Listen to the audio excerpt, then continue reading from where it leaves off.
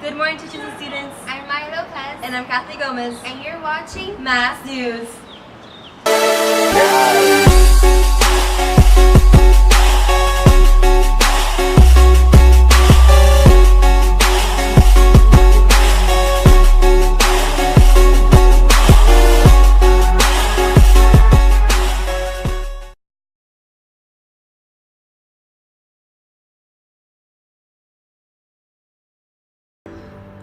Words which are brought to life in the students to present them on stage. Current Level 3 theater students have surpassed unimaginable goals during their time here at Mass. I'm Maya Lopez, and this week on Inside Scoop, we're showing you the theater magnet before the curtain call. Over the course of the last 3 years, the current 8th grade theater students have rehearsed long hours for weeks at a time to reach competition in the third level of their magnet. Starting on February 1st, they competed in the State of Florida Thespians, which resulted in being the most successful competition they've had. Alongside the awards and recognition, the students have gained a new family. Well, it helps with the performing because we're all just so close, and it's just so easy to work together because it's like one big family and we all feel really comfortable around each other, and we all have each other's backs, and so it's really easy to just perform and come together. Aside from rehearsing for the Future Tampa competition, the middle school theater department adds another musical up to their wall. You're a Good Man, Charlie Brown, debuting on April 4th through the 6th, places 2 Level 3 students Nicole Acosta and Aiden Lopez in well-deserved leading roles as well as the majority of the class. Having several different variety of plays and showcases can give them a feel on what to expect for the future competitions. Rehearsing for the past 3 years has helped to go to competition because it has prepared us. We've learned many new things, and since we came to the school, we've learned many new techniques.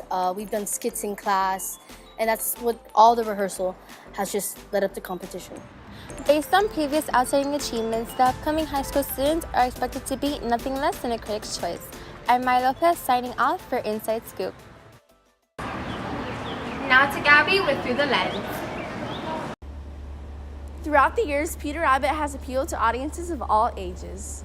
Peter Rabbit will be hopping into theaters on February 9th, bringing a new twist on the well-known franchise. Hey guys, I'm Gabby Diarmas, and you're watching Through the Lens. Peter Rabbit has been known by generations to be a mischievous and adventurous hero. The film now takes on the starring role that captures the original character while adding a new comedic side to him.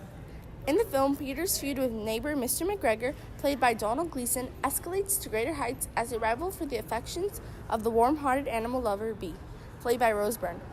James Corden voices the character of Peter with playful spirit and wild charm. The roles of the triplets Flopsy, Mopsy, and Cottontail are voiced by Margot Robbie, Elizabeth Debicki, and Daisy Ridley. The success of Peter Rabbit, I think, is attributed to the fact that kids love personified animals. It's just, they're cute, they're cuddly, and they can relate to them. There are human qualities in these characters that little children, when they see them, they can understand them and they just can relate.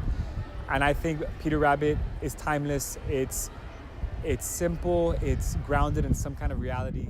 The timeless classic written by Beatrix Potter featured a loving rabbit that was constantly hopping around and getting into trouble. This new twist encapsulates few of the characters that we know and love while adding a more mature and mischievous plot. The Tale of Peter Rabbit is a British children's book that follows a disobedient young rabbit as he is chased about the garden of Mr. McGregor.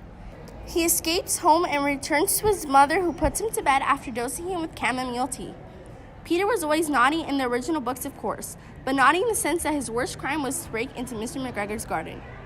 Many people that grew up idolizing the wholehearted spirit of the cute little bunny were heartbroken at the fact that his character was not appropriately portrayed. Others say that 21st century's influence was needed as the original book was written in October 1902. Only time will tell if the movie honored the original by Beatrix Potter. Family over everything. And thirdly, everyone makes mistakes. It's how we deal with those mistakes.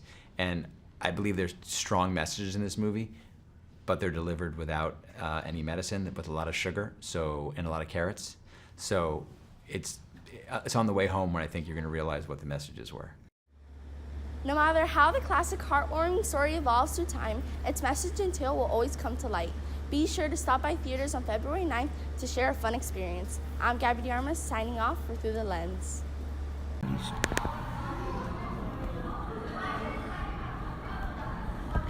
Hey, you.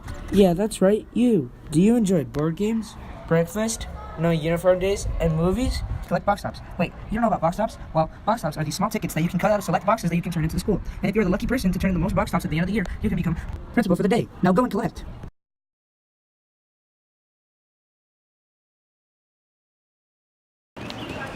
And that's Sophia with Undercover Mass.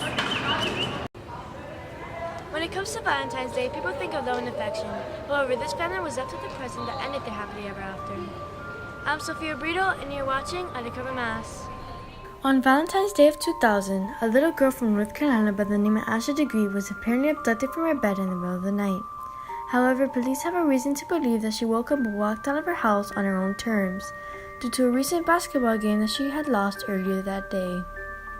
That same morning, 2 truck drivers reportedly saw a girl who matched Asha's description walking alone along the highway. They also told the police that Asha hurried off the road and walked into the darkness. I think that Asher was abducted due to the fact of the insufficient evidence that they found that she ran away, implying that she had run away after a basketball game. I don't think that's enough evidence to prove that she was upset. A couple weeks later, police found a bag with what was believed to be Asha's personal items in it, including a pencil, marker, and hair bow, in a tool shed near where the truckers apparently saw Asha walking around in the middle of the night. 18 months later, police found Asha's backpack with her name and phone number listed inside. The backpack was found buried in a plastic trash bag that was found a couple miles away from Asha's home. It still remains unclear what would have made Asha disappear that night. I'm Sophia Brito, and thank you for watching this week's episode of Undercover Mass. Thanks for watching. I'm Kathy Gomez. And I'm Maya Lopez. Signing off from Mass News.